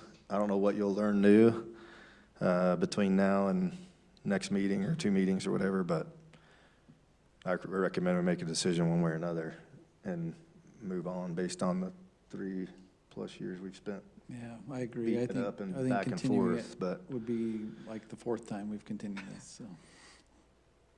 Yeah, let's close it. I guess a quick question, was that a motion? Yeah, was that an amendment to an motion, or? Well, it'd be a substitute, not an amendment. But if nobody seconded it, then it dies anyway. What did he say? I didn't hear him. So then you'd try to Her- substitute. Her substitute motion? Are we asking Your about sub- yours? So I don't have a second for my Right. continue, so we would go into the next round. Oh, of another substitute? Or another motion? I'll go ahead and make a motion then, that we approve an ordinance adopting Mapleton City Code, Section 18.84.425, governing short-term rentals as a prohibition in Mapleton City. As what? Prohibited. Is that how Option one. it's- Option one? Option one. Option one. I would second it. Approving an ordinance to prohibit short-term rentals. Okay. Is that good, Sean? Okay, we have a motion by Councilman Garrett and a second by Councilman Carlson. Of course, it's to me, right? Thanks for that. Did you enjoy this? I mean, you're not wrong. It's not like I haven't spent a bajillion hours on Right, this. right. They're just, okay, well, I'm gonna go ahead with what I had spoke earlier and go with the long term. I'd much rather err on the side of this conservative angle, and so I will vote yes. Egbert, yes. Jones, no, based on the comments that I've previously shared. Garrett, yes. All right, we have a 3-1 vote. Reed's got it. Reed needs to officially vote. Oh, excuse me. I thought Reed went first. I'm not sure But yet. he seconded the motion. That's right. You must be reading my mind. Well, you second the motion, so. Carlson, yes. All right. These are difficult conversations, difficult decisions. We appreciate you guys, we really do, your input, the professional way that you do it, because I know that this is sensitive. It can be very sensitive.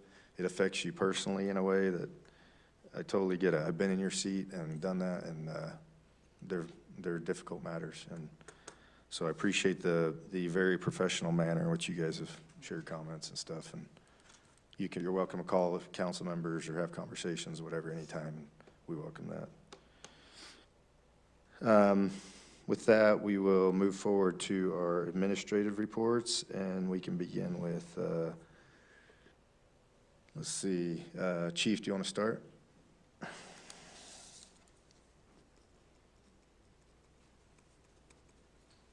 pretty quick tonight. Just real quick, with our administrative reports, you're welcome to stay and listen to those. If you need to get back to your family, you're welcome to leave as well. What? Chief had a really good presentation. Not an audience. It's not personal, I'm sure. I just wanted to give you guys know about this already, but I want to give you a date. Derek Wolfgram's going to retire. He's gave us a date of August 15th, so we have him through the summer, but pretty excited for him. He's got his 20 years in, he's finished some schooling and is moving on into a career that he's excited about. So we'll look for his replacement fairly quick, but just wanted to let you know that is official. He's turned in a letter and it's here, so that's going to happen. And then this is just an FYI.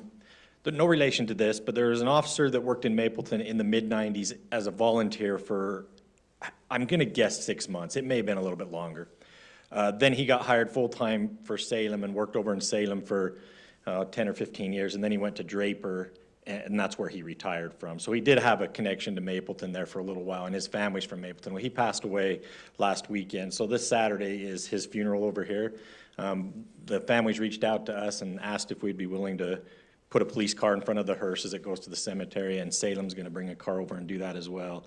I only know of those 2 cars being involved, but as we're sitting here, I'm getting some stuff sent to me that there's some fire vehicles involved or county vehicles. So I don't know. There may be more than just the 2, but Saturday morning or Saturday afternoon, if you see that going on, that's what that is. So, okay, thank you.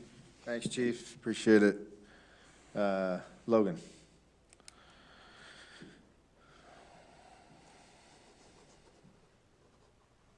Just a reminder, on Friday is our Burn Bright event.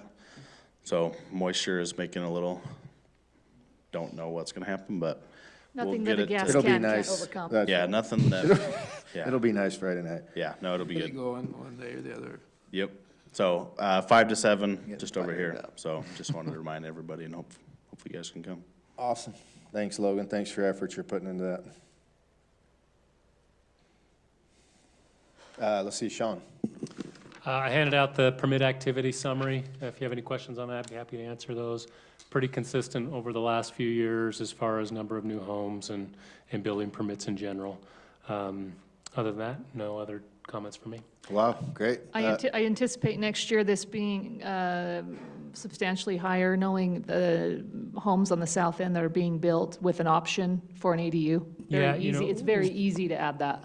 We've seen some builders continue. A lot of builders are kind of almost in recession mode, so it'll be interesting to see. Yeah. Edge Homes recorded their first plat today, so it's likely we'll get a number of permits there. So I'm guessing we'll be probably in the similar range. Yeah, I know down there with a couple of the builders, it's an option to add it, and why not at the time of build? And they're giving some real incentives to add. To add what now? An ADU. Oh, you're talking about the ADUs, Yeah. yes. Oh, yeah. Those numbers will go up. Because that's considered 2 permits. Yeah. In this paper. Yeah, it's. Or you'll have your ADUs and then the Just the single ADU. family. Yeah, yeah. Oh, you're saying just the ADU will go up. That's what you're saying. Yes. Oh. Yeah, With- With building the number of homes, Sure, it's sure. an easy option to Yeah. add that to the construction. Sure, so, sure, sure. yeah. Okay, good. Thanks, Sean. Logan, what time did you say that was? 6:30 or 7? It's at 5. Oh, 5 to 7. Good thing I Close. asked. I was just a little off. You're gonna miss it Yeah. if you show up at that time. 5 to 7, but the light at 6 o'clock. Are you giving a speech We're from gonna 5 to do 6? we're gonna do a dance around the pile.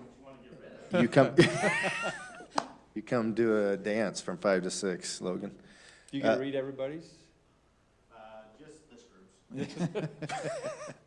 Hey, it's public record, right? In Ecuador, what they do is they make a muñeca, they call it a muñeca, it's an actual doll, and you make a full life size of yourself, and then they burn it in the street, so that night, the whole street's on fire, and you With literally burn M80s, it. though. You gotta Yeah. put the M80s. There might be a few of us burned in effigy on the There fire. might be. Putting that out there. Are pitchforks and torches allowed? Oh, shoot. Oh, boy. Oh, it's community. All right, Rob. Community events. All right, well, obviously, the big project we got going on is spring redevelopment for probably at least the next couple more months. It's miles worth of pipe going up the canyon and working on building out the chlorination building. So obviously, they got a little bit delayed and needing to clean up snow with everything that we had going on. But that's still moving forward. Speaking of snow, just want to give a shout out to our public works crews. This last pay period, we had over 150 hours outside of regular work hours of snow plowing. That's one of the benefits to them of having snowstorms overnight and into the weekend. I say that facetiously, but they haven't complained to me. They just come in, do their job, and they've done a really good job. So I just wanted to. I'll give a cool shout out to them this morning. I mean, they always do a great job, but this morning I went to work at 5:30 and Mapleton roads were pretty cleared. Yeah. Springville, not so much. And Yep. Provo, not so It much. made a Like, difference, didn't it? From the time we left, I left Mapleton all the way to BYU, it was snow-packed all the way there. Yeah, I've told my guys, and hopefully, obviously I came over from Provo, and I know those guys really well, and I feel like they do a good job too. But I live in Provo, come through Springville, and to get here, and it is consistently that we have the best streets. As soon as I come in, it's like, yep, there's a definite difference between what our guys are doing and what everybody else has been able to get to. So they do a Awesome. really good job. Tell them we're grateful, please. Yep. Appreciate it. Will do. Sure. Thanks, Rob. All right, Reed? Well, the winter ball is this coming Saturday. I'm sure everybody's looking forward to it at 8 o'clock. Should be a lot of fun here in the, I was gonna say the cultural hall, whatever we call that. Community center. Community Center, there you go. This transfer station's construction's coming along quite well. We've been having severe weather, but we have it basically all enclosed and things are proceeding quite well. There's a group of us that went to look some education rooms that are in a couple of places that looks pretty good, and I think we're really going to try and focus on that. We're going to try and involve school districts and do quite an outreach to try and get education done on recycling and that kind of thing, and what we do at the station. It's great.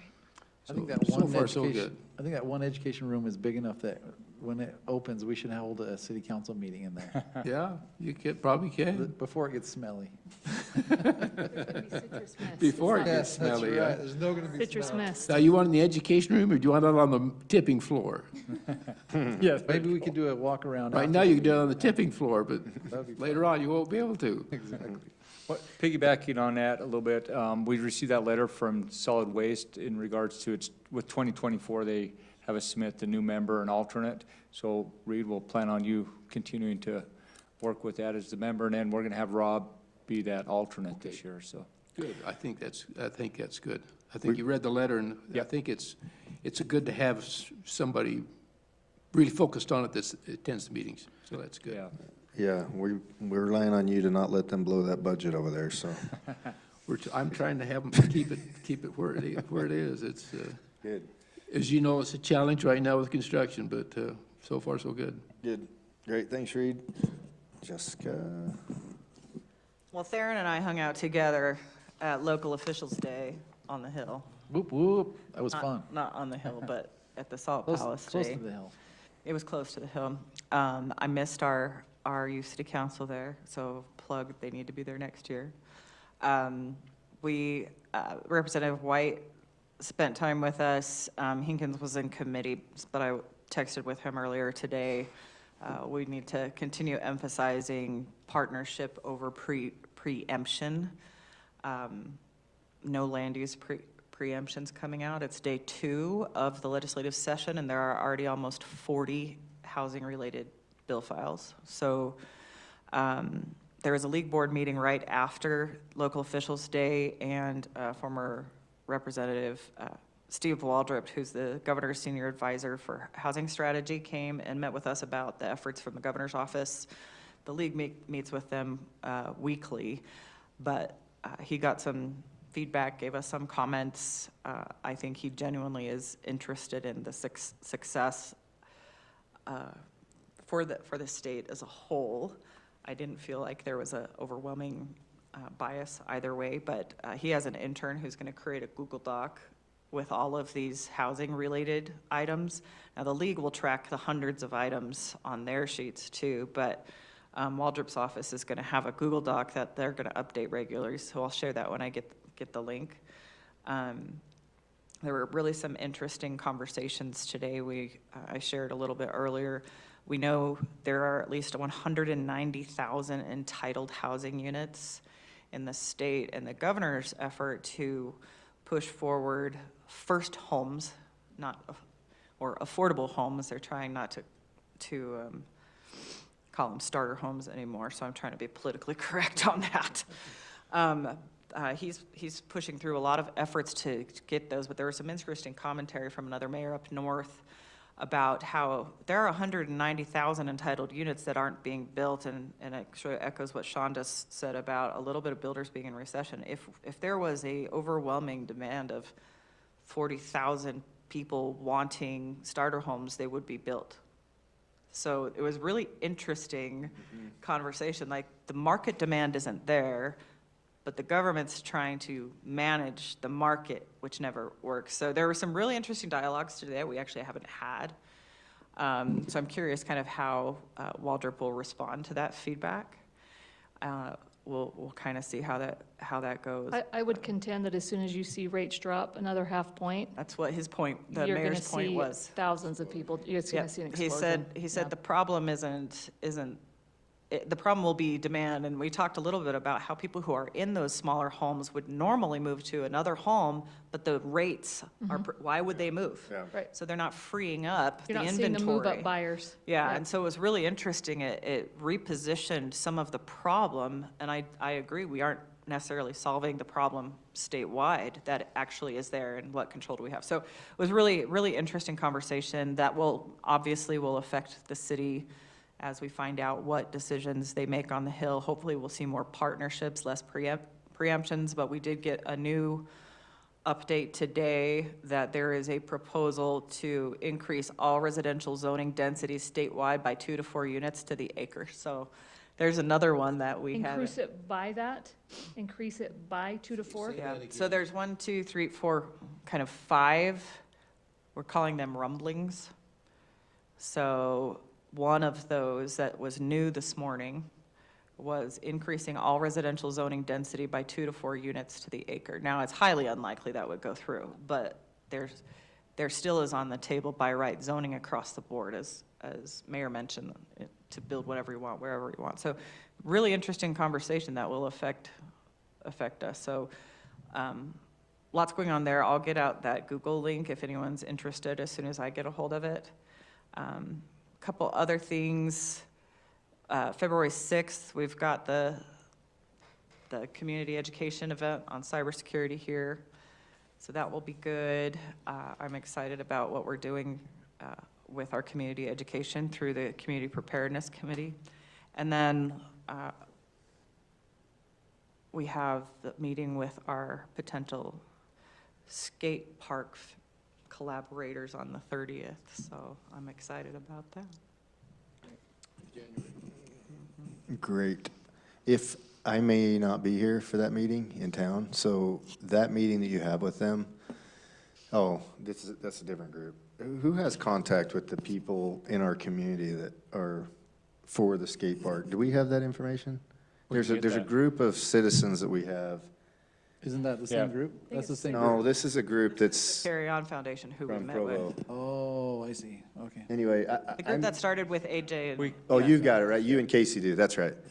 Because I may need that group's support when we go to the school district here shortly, so I'll work with Logan on that. Okay, great, thank you. Leslie? No report. Theron? I don't have anything either. Great, Camille. All right, Corey.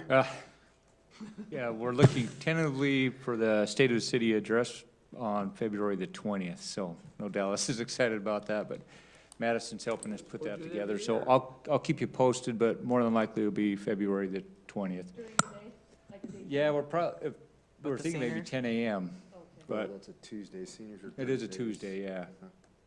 So Tuesday, February the 20th. Look at your schedule. If not, that was kind of the week that when me and you had talked, but I'll keep you posted on that. And then Dallas, we left Bryce out, and he has something to say, so. He does? Yeah. I thought he was here just to smile at us. Thank you. So we've got, just a heads up, we've got the debt issuance for the additional sewer costs. That's coming up in our next meeting, so just wanted to give you a heads up. It's 5.6 million additional. We were able to take advantage of some grants and just different funding opportunities, so. Now, that's not for the whole project, but Mapleton share. Correct. So Mapleton's total debt that we'll have to Spanish Fork is the 18 million plus the 5.6.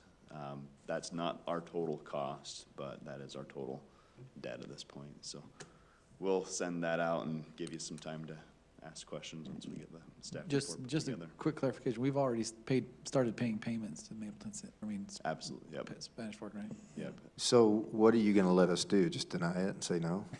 Is that the comment that you want? No, we're not going to pay that. Well, it's funny enough, it's a public hearing, so we'll go through the public hearing process 30 days after our meeting, but. This is just a warm-up. It's, well, I guess we I'm could just come up with teasing the you. cash from the water fund or something. Yeah. Oh, my gosh. Okay, thanks, Bryce. And we'll look for a motion to close the meeting. I move we close the meeting. Second. We have a motion by Councilman Garrett and a second by Councilmember Jones. All in favor?